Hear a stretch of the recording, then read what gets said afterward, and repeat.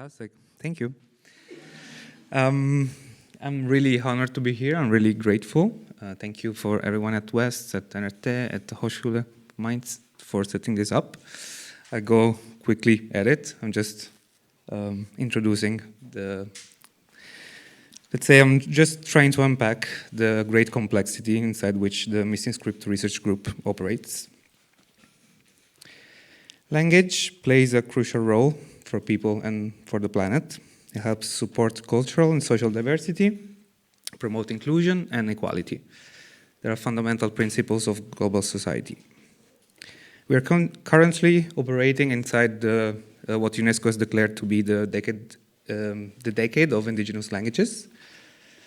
According to their data, more than 40% of the world's 6,700 languages are currently endangered. And still, according to their data, every 2 weeks the world loses one, erasing an entire history and identity with it.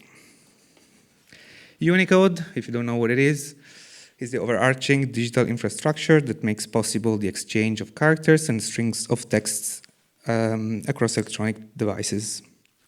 Unicode is indeed mentioned in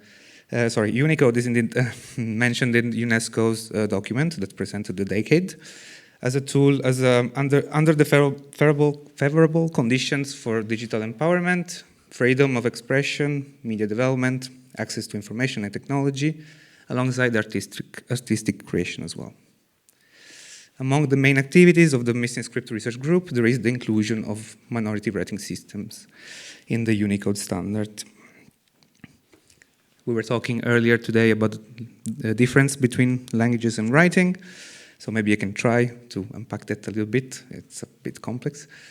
Languages are dynamic entities. They're constantly evolving. They're echoes that overlap and elude classifications. There is a major difference between language and writing, in particular in regards to their accessibility. Throughout human history, humanity has spoken an indefinite number of languages, making writing systems serve as the only stable mark of their existence. Therefore, mapping a comprehensive picture of the relationship between language and writing is clearly problematic and complex.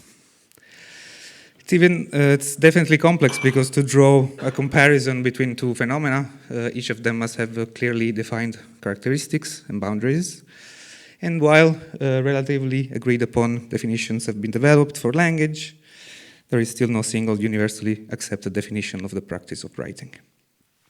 Furthermore, the fragmentation of writing studies across various disciplines has undermined the development of an integrated understanding of writing. Spoken language offers a direct, dynamic experience, yet it is difficult to systematize and preserve in a stable form.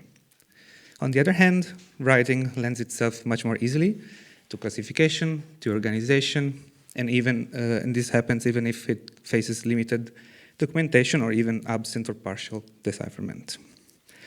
And so, to guide the research group in selecting the systems to promote for digital inclusions, it is definitely an essential task to map all the writing systems that have been created throughout world history.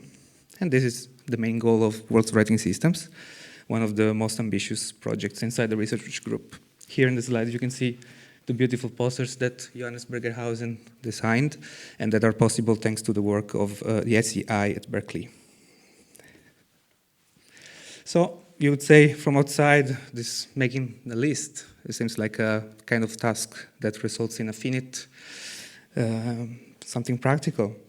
And yet, like any form of classification, such a list is by definition perpetually incomplete and ever expanding. So to compiling this list, one naturally comes up against the challenge of defining what constitutes a writing system, and also to compare the approach taken by those who have attempted to do so before us. Personally, my interest in this research has sparked out of this incredible book, Roy Harris's Rethinking Writing, which became a key reference thanks to its sharp critique of traditional linguistic model of Ferdinand de Saussure. So in exploring the theoretical developments that have shaped the study of writing over the past 100 years. Various definitions were analyzed and gathered, and then organized according to their theoretical orientation. This method was suggested in an article by Antonio Perri, an Italian semiotician, and the list was compiled with the help of Johannes Bergerhausen. So one of the possible conclusions that emerged from this investigation echoes Harris's. The debate on writing remains shaped by a phonocentric perspective endorsed by the hegemony of the alphabet. As the linguist himself has summarized, the rethinking of writing that was already needed in Saussure's day still remains to be done. Defining something is by nature an abstract and imperfect process, so the aim here is definitely not to offer a fixed wording, but rather to sketch its blurred perimeter in order to highlight its complexities. So to map out and provide a summary of the field within which the research group operates and takes shape, I've developed two sets of diagrams. The first one is inspired by James Elkins's experience that he wrote about in the domain of images. The problem is that the formulation writing system has a degree of ambiguity in itself, because its usage is very varied across disciplines. Linguists and graphic designers and typographers, they all use it in a different way. Plus, if you really try to unpack it, the notion of writing itself presupposes a system. You cannot write if you don't have a system. So much so that this calls for an open, flexible definition. And in this model that we're trying to propose, the concept of writing system is really situated at this theoretical intersection of three configurations. One is orthography. You can think of this as its etymology, so the correct spelling, the correct use of punctuation and diacritics. Notation, which you can think of it as an analogy between two systems, one of graphic signs and one of sounds. And script, which is the set of signs associated with a particular language or linguistic group. Furthermore, we can summarize in a diagram the paradigm shift that happened from Saussure's classic linguistic model that was critiqued by Harris, where writing is portrayed as a mere subordinate transcription of spoken language, to a later model proposed by Jack Goody, an anthropologist that in the 70s he made this simple change but very powerful, where speech and writing are placed at equal level in a reciprocal relationship, both seen as expression of language. What we can think of now is this new development that is made possible by a semiotic approach, where written language finally gains autonomy from spoken language. I have to thank you, Luciano Perondi, for suggesting this development in a conversation we had and many exchanges. So I can summarize this saying that one can say that writing is related to written language, but this does not imply that written language coincides with speech. Africa, which is the region, and I'm currently researching West Africa, exhibits a level of linguistic complexity that is much greater than any other geographic region. Just in the belt between Senegal in the west and Ethiopia in the east, more than 1,000 languages are spoken. Problem that I encountered is discussion on African writing system is often partial, because the documentation is very limited, and because many of this documentation is based on this narrow linguistic perspective. So attempting to reconstruct and extend the history of African writing system is therefore very challenging. Semiotician, a French semiotician and linguist, Simon Battistini, he very effectively summarized this, saying that Africa deconstructs her knowledge on writing because she has been excluded from it. And I love that in the English translation, Africa was a she. And another problem is that the criticism on pre-colonial Africa rests on this assumption that writing takes only one form, the phonetic alphabetic system. As a result, many writing systems have been interpreted as imperfect attempts at what we can say true writing, and therefore consequently marginalized. I will now pass the word to Franco, who will tell us more about our work.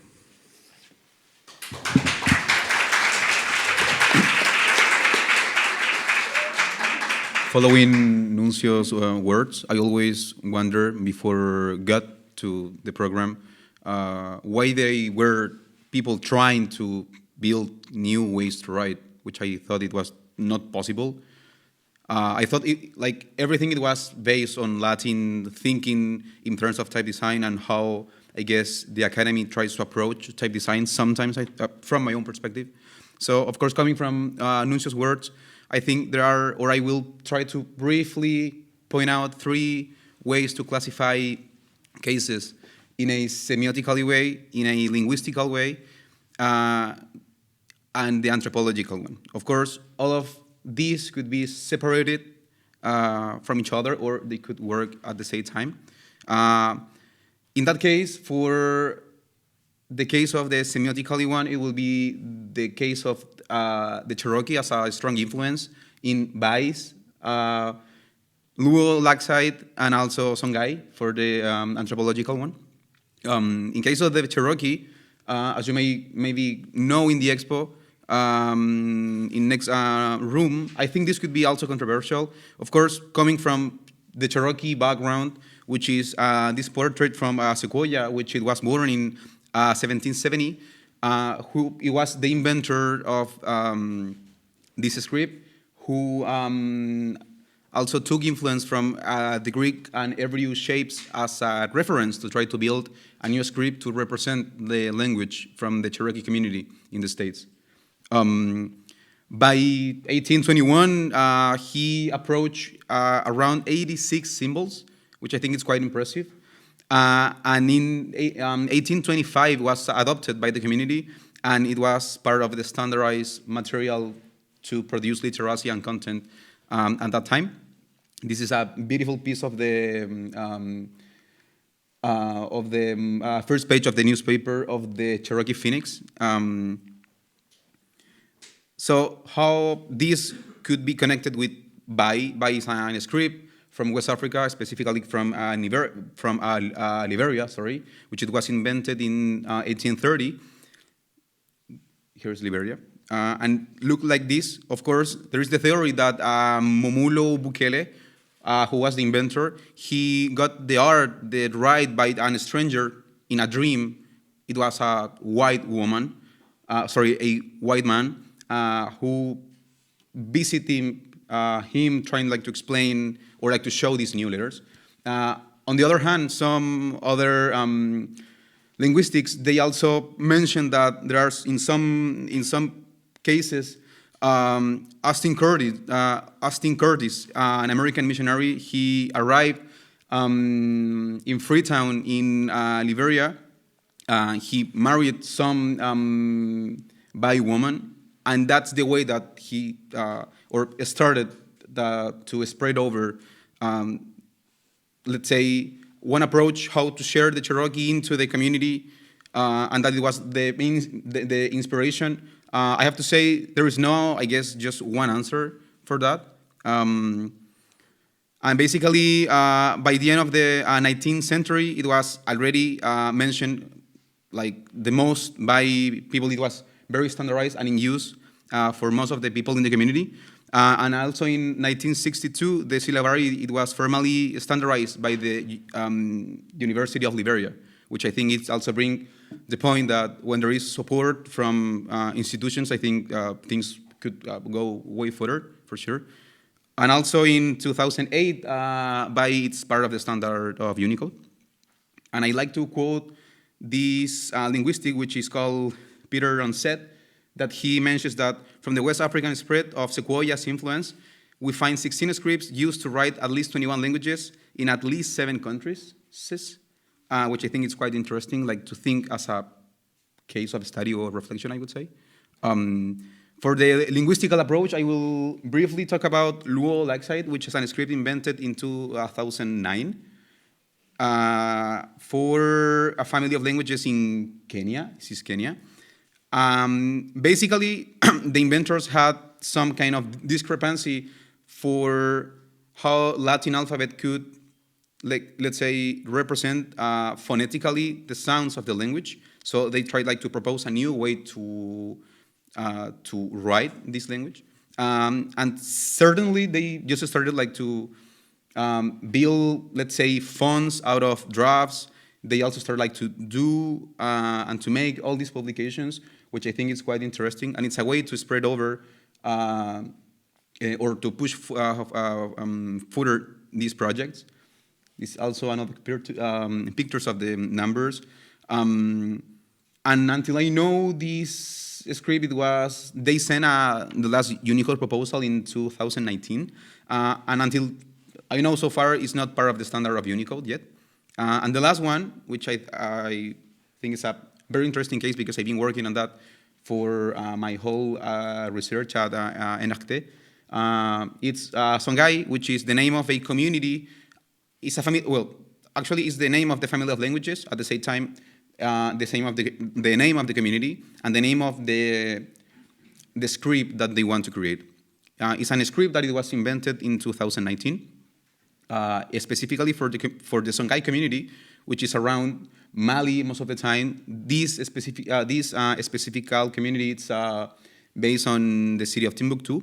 And to show you some background, in 2023, there was a referendum in Mali.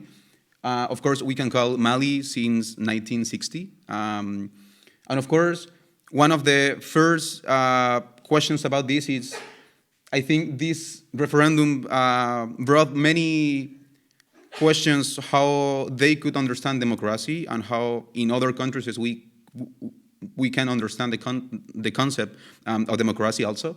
Finally, the answer of the people, it was yes. And they decided to take 9 new languages, 9 new first indigenous languages as official, which is our Mambara, Boso, Dogon, Fula, Hassania, Casaconque, Malinque, Mamara, Senufo, Songhai, Soninke, y Tamakesh. And also, after that line, the next one, it was to demote French as an official language, and it's considered now as a work language. And also, which is also quite interesting, and I think it doesn't happen in too many cases, the community requests a font, specifically a font for that script. And the document that we got, and I'm saying we, thanks to the help of 2 type designers from the States, Neil Patel and Mark Jamra. This is the first document that the community made, actually, explaining who are the team behind it, how are the letters, the shapes, the consonants, also the numbers. So after that, I think it's kind of, well, it's not hard, but I think trying to standardize a methodology behind type design, or I think from design, it's always, to me, it feels a bit linear, I would say. So of course, thinking that fonts are softwares, for sure. Like, I think the first step, it was like to do extensive research over the manuscripts that they share with us. Try to analyze all those as a sample, like to try to get an analysis from those samples, try to approach a first draft as a font, and then start a whole iteration process with them to see how it is going, how it is working, until get a release candidate that they can start like to just start to play around. And then the implementation. So I guess the way that this could look, it's more like a, let's say, in that circular way, I would say. Here are some examples of the manuscripts that they share. To me, they were in very bad quality, but I think something that just a couple of emails, we could also fix it. Also, thinking that it's a script that it's invented in 2019, people are also starting to use new media channels or tools. This is a YouTube channel where they share all the content, how people in the diasporas out of Mali, they could learn also this script and use it. And also on Facebook, on TikTok, I think it's quite interesting. Go out of the books also. Here are some examples, and I guess here trying to approach or to standardize from the manuscripts how to get a sample from these and try to analyze the metrics, the structure, the ductus, and all these typographical concepts until get a first draft, which is this one. This is a small transition here. With some adjustments, I think here, like, of course, the most important part is to work with the community. Having feedback from them, I think it's being amazing, and of course, very important to know how is this working. This is I think almost the final version. This it was in November of last year. So of course, how people can type this if there is no Unicode. So for that, with the font and a specimen, I try to approach well, it's not fake, but it's a keyboard, which is based on a 30 layout, which is French, and try to build a keyboard, taking the Unicode block of Irview, trying to put on that block the letters of the Songhai script. And I think when we sent this over, which it was on March 29, on April 10, we received this, which is the first book made with the font. It's the first book made from that the community made there. It's a syllabary, and I think it's quite interesting to see how this could work. They needed also the other possibilities to improve, to add kerning, and all the requirements that they maybe will need in the future. This project, it will support 4 scripts, which is Songhai, Latin, Tifinagh, and Arabic. And I think to me it's quite amazing to see how maybe when we could give people tools to help them to achieve this kind of goals, I think to me it's quite inspiring for sure. Well, and I think here I just highlight some opportunities to how this could be improved in future, thinking that I could hope that Songhai as a script could be in Unicode in a near future for sure. And now I will let the word to Ariq.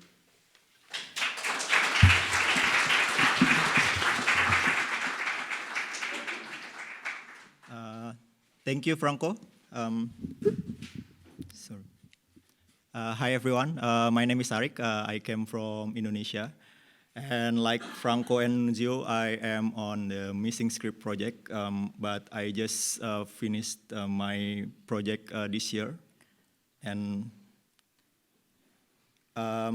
as Franco already presented before, the idea of proposing a new writing system and getting people to use it actually sounds crazy, from the first idea to implementation and popularization, and then, of course, the inclusion in the Unicode standards. It's a long journey, but actually what happens after a script is already encoded in Unicode. Is that the finish line? Of course it's not. In my part of the talk, I'd like to highlight that even after a script is included in Unicode, there's still much work to be done, both in research and in practical implementation. Things like keyboard, rendering system, or font engineering. But I will not go into the technical side today. Instead, I'd like to focus on how we can explore and strengthen the visual representation of digitally disadvantaged scripts. So I'll bring a story about Lampung script. It is an alpha syllabary derived from Brahmic family used by the people of Lampung. It's a region on the southern tip Sumatra island of Indonesia. You can see there. And here is how the script looks like. I'll give you some examples so you're familiar with it. This one is on bamboo. And it can be look like this or like this. The script has been in use since at least 16th century and possibly even earlier. And it is still in use today in some contexts. Here, for example, is a bilingual official letter from the Dutch government in 1932, written in Lampung and Latin side by side. However, typographically speaking, the Lampung script has been poorly represented. The only metal type ever produced might be from Johannes Enschede of Haarlem, this one, but it never reached popularity. It's rarely seen in real life.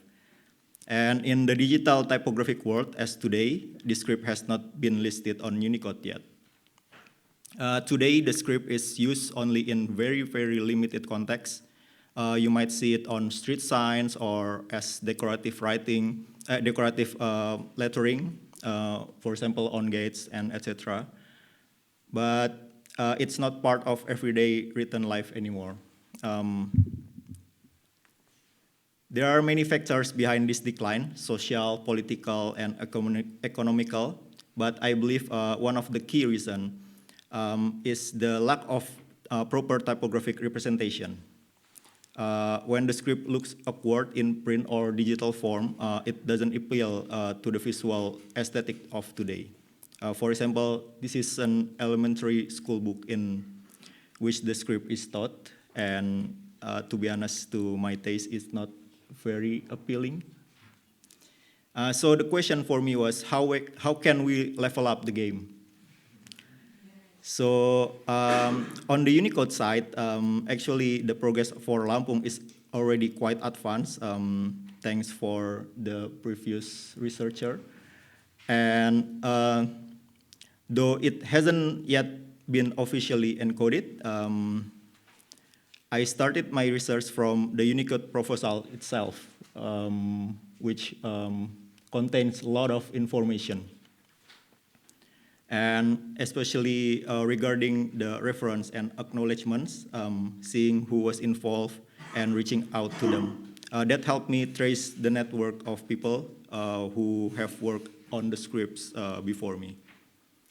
From there, I expanded my research through book, academic publication, etc.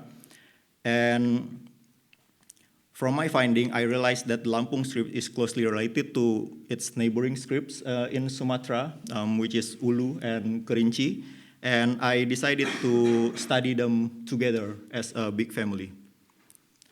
Here is more or less how they are currently represented in Unicode. And after that, I familiarized myself with a big number of manuscripts, like this, or yeah, many manuscripts. And from this comparative study, I found so many things that I think are exciting, especially for type designer. But today I'll share just 2 examples of them. Firstly, about the pattern of the script. Here's the common pattern for Southern Sumatran scripts, including Lampung. It is written in diagonal angle, like this. But when digging other manuscripts, I found that they have texts that are written in different angle, which dramatically change the feel of the scripts, like this laid down style. Or the opposite one, the upright style, like this. Which made me realize that the rotation angle of Southern Sumatran scripts is actually flexible. It can be rotated and still be legible. Here's just some exploration. And this feature is waiting to be exploited by type designer and artists. For example, this one I experimented with nonlinear interpolation. Yeah.